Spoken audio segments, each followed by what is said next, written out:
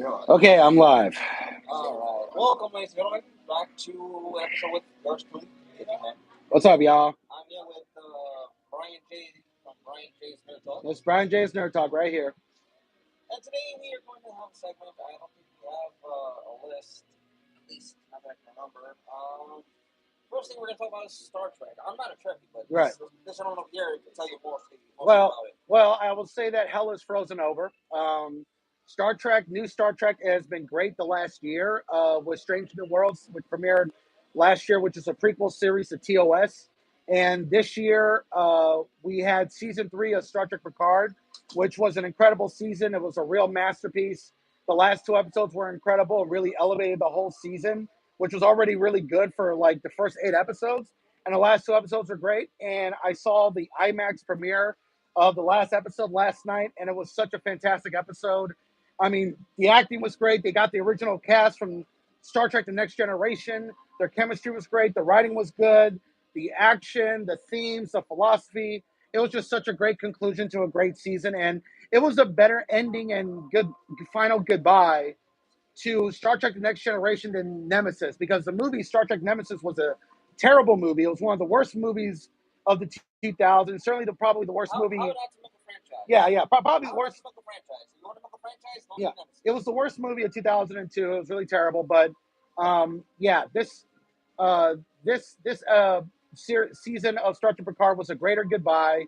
It was a great send off, and hopefully it will stay that way. But we might be getting more Star Trek because the Star Trek fans want to see Star Trek Legacies, a series that takes place in the 25th century with characters from the 24th century shows back in the 90s and the 80s and the 90s. And I think, yeah, it'd be really, really great if we got a Star Trek Legacy series, because Star Trek fans willed Star Trek Strange New Worlds into the world, into the universe, and so maybe we could get Star Trek Legacy. That'd be a lot of fun. All I can say is that hopefully it's not J.J. Abrams leading the damn thing. Yeah, well, we're gonna get a less innovative, more fancy Flash.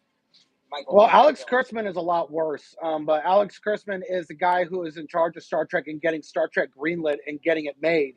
But he knows he's not an artist. He's not really good at writing and directing, but he's good at getting people that are better than him to be in charge of the shows and be showrunners. That's why, he got Henry Alonso Meyer to be the showrunner of Star Trek Strange New Worlds, and it was fantastic. The first season was great. And season 3 of Picard, the guy who was in charge was showrunner Terry Matalas, who did a great job, who worked on Star Trek back in the 90s and into the 2000s, into early 2000s. So Alex Kurtzman, he's good at getting people who are better than him and more competent than him to run a show. So hopefully that'll be the case. Hopefully. That's all I can say. When it comes to getting people to follow you, let alone to be able to carry the vision that is there, especially one that fans will follow along with, that's a difficult thing to do, because you're going to have people who can do a push and pull but still stay centered.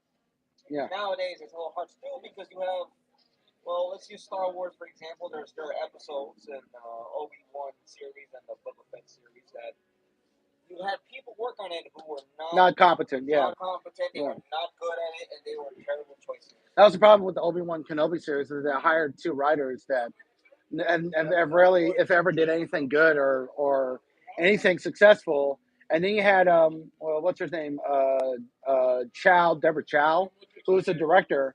I mean, she did one movie that was like okay, but overall, these were just not the best of the best to get in charge of the Obi-Wan Kenobi series. So that didn't work. And the Book of Boba Fett had Dave Filoni and Jon Favreau, and that was okay. But the last 3 episodes were the best episodes. They had nothing to do with Boba Fett. To be honest, with all due respect to Dave Filoni and Jon Favreau, what the hell was that about? Instead of telling a story about Boba Fett escaping the Starlight Pit and being a badass, it's him being teaming up with teenagers. Iron Fist teaming up with teenagers who have nothing to do with Star Wars. That has nothing to do. You're not going to see a red. And Robert Rodriguez doing the spinning stuff too. It was so funny. That was just not necessary. None of this fits in. This is not Boba Fett. Yeah. Boba Fett saving what's her name? I forget. What? His companion. His sidekick? I forgot her name. But she was a good actress, and the character is fine, but it was like the first 4 episodes had nothing interesting to do with Boba Fett, and the last 3 episodes were all about Mandalorian. That was the focus. You know what it reminded me of?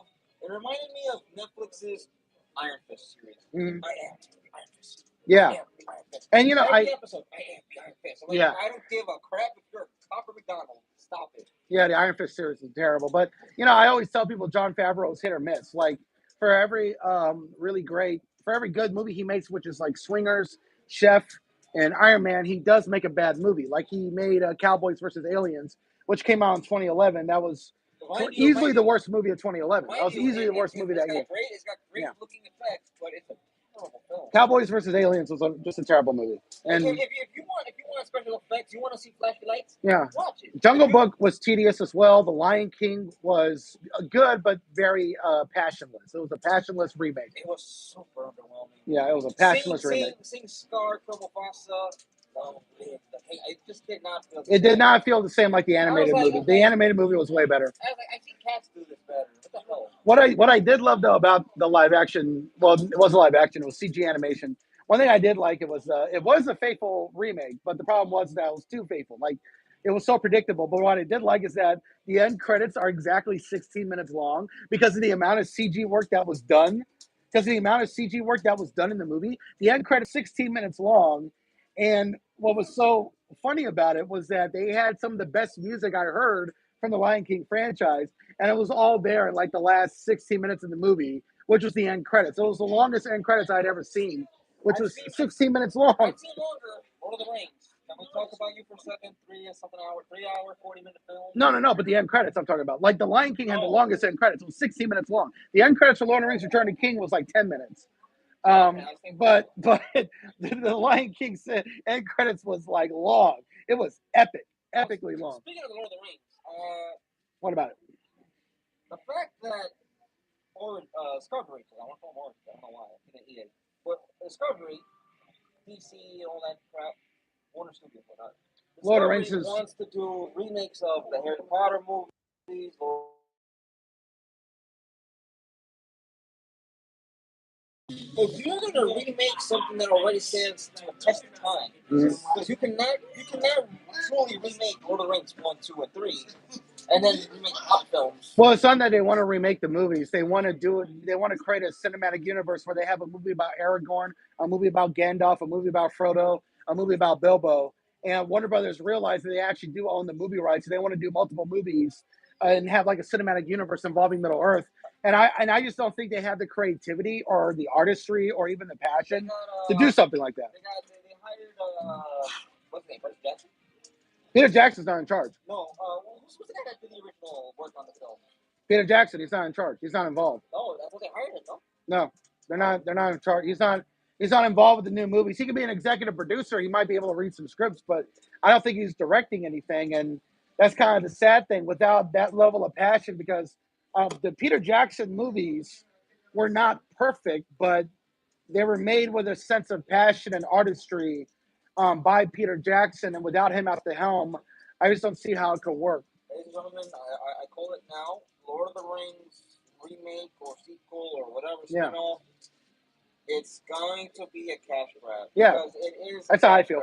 Yeah. The same thing with the Harry Potter remakes. I don't know why you need to remake it. You can just continue on the story since there are additional books. It's not just a remake too. They're trying to they're trying to make movies about each different character and like match it up in some cinematic universe. And now with Dave Filoni and Jon Favreau doing with their shows that will lead to a crossover movie, that's working because Dave Filoni is in charge. He's passionate about Star Wars. He's writing the scripts. He's helping out with Jon Favreau, and he's going to be making the movie. And that's why I think the movie could be really good. But with the Lord of the Rings movies, I just don't think they have like a clear focus of what they want to do.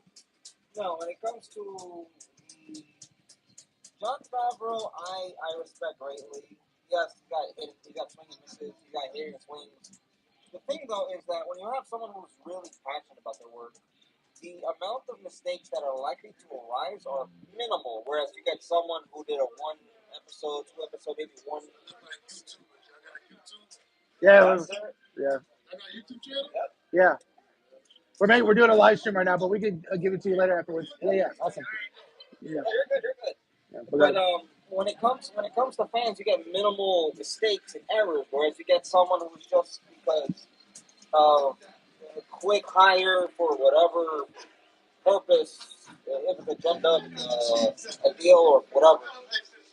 The amount of mistakes that will arise are greater because they don't understand the material the way fans do. Right. For instance, the Obi-Wan series, the fact that you were mentioning prior was the a what if in Obi-Wan's mind. Yeah, that's how I kind of interpreted the last episode. It was less to do more than I was hoping, but I'm probably wrong. They probably just made a mistake not doing the de-aging technology Anakin Skywalker in the Obi-Wan episode. I was thinking to myself, maybe it's Obi-Wan thinking like, well, what if Anakin didn't go to the dark side and we're both in our 40s and 50s and we're still in Coruscant, the Jedi still rule the galaxy with the Senate and the Republic, and we're just training and sparring and things are okay, but it never happened. It's just something that's happening in his head as he's fighting Darth Vader. But I think I'm giving him the benefit of the doubt. I think I'm giving him too much credit. No, I wouldn't use the Jedi rule the galaxy. The Jedi are still present, would be correct, because With the Republic, yeah. The Jedi, the teachings were for peace and compassion. Whereas in the whole Clone Wars moving forward, the Jedi became more militant, and the Clone Wars itself, or the Republic Wars, would be the correct way to say it.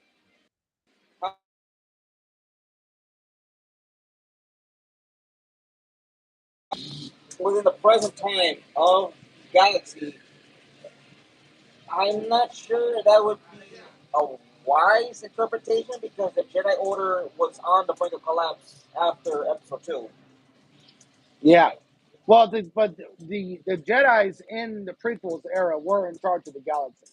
It's just that they weren't like a dictatorship, but they were with the Senate and the Republic. They were in charge. But I'm saying that, like, I like to think that in the last episode of the Obi-Wan series that Obi-Wan is kind of thinking, well, what if we actually got all together and we were on the same team? But I think I'm giving him too much credit. Maybe they just made a mistake with the de-aging technology. Maybe they just screwed up. Yeah, maybe they just screwed up. Maybe they just screwed up. But yeah. Did we do the de-aging technology? Yeah, I don't care. But I will say though, Lord of the Rings, the series on Amazon was just terrible. And now Amazon is being hit with a $250 million lawsuit who claims that Amazon stole his idea for the show. I hope this is true. I don't know if it is. It probably isn't, but this seems to be a big deal. This seems to be a big problem for Amazon. And they're already having a problematic set for season 2.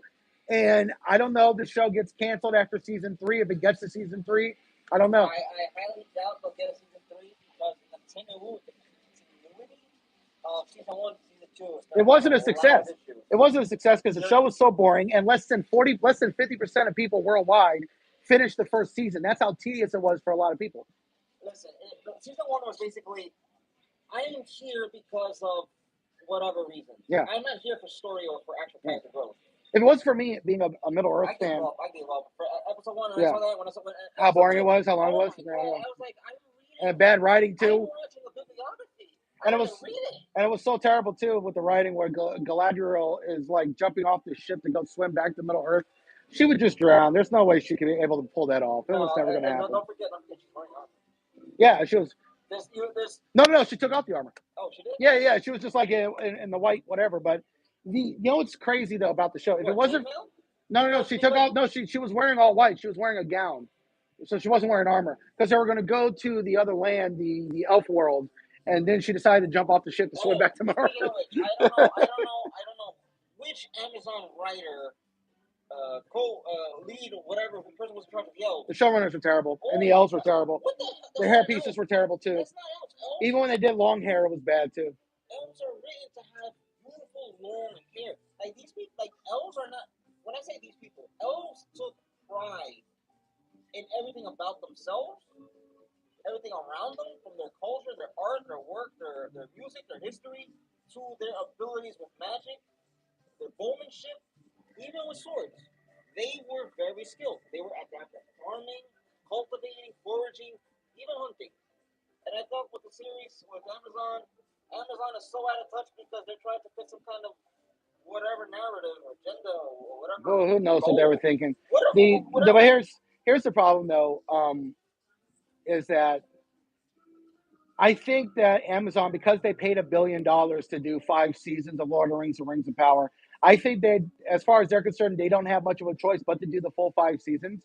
And That's what not they're true. and what That's no, not but true. you know what they're going to do. If you think of like EA, You know what they're like going to do. any video game studio with our 10-year commitment to But you know what one they're going to service do. dies in 6 But you months. know what they're going to do? They're going to Amazon's going to do. They're going to cancel all the other shows around them. They're going to cancel 20 different shows to keep Lord of the Rings and Rings of Power going. And when it gets to the 5 seasons, if it gets there, they'll just say it's a huge success because we canceled 20 different shows that nobody cared about because they deliberately under promoted those shows to cancel them to keep Lord of the Rings and Rings of Power going. That's the strategy. That's the strategy. Very much similar to what PlayStation with Sony PlayStation did with the PlayStation Vita when they released it outside of Japan. They did not market that. They just let that die off. Yeah, and it's also like what Netflix is doing on Netflix. You know, Netflix is canceling so many different shows in the last 3 years is because they spent $1 billion to do the Three Body Problem. That's going to be created and written by Dumb and Dumber, who screwed up Game of Thrones, and they're just canceling so many shows because they're spending $1 billion to do 3 seasons of the Three Body Problem. Mind you, it's not that they spent $1 billion and canceling.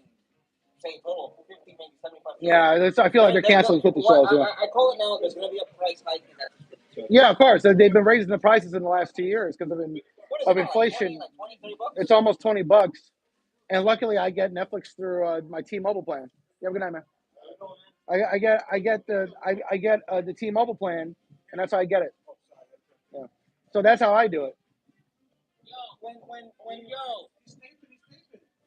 When it comes to Netflix, I feel that they have the capability, they have the capacity to rival all the streaming services, and they have that ability because they are the leading streaming service today. In terms of subscribers.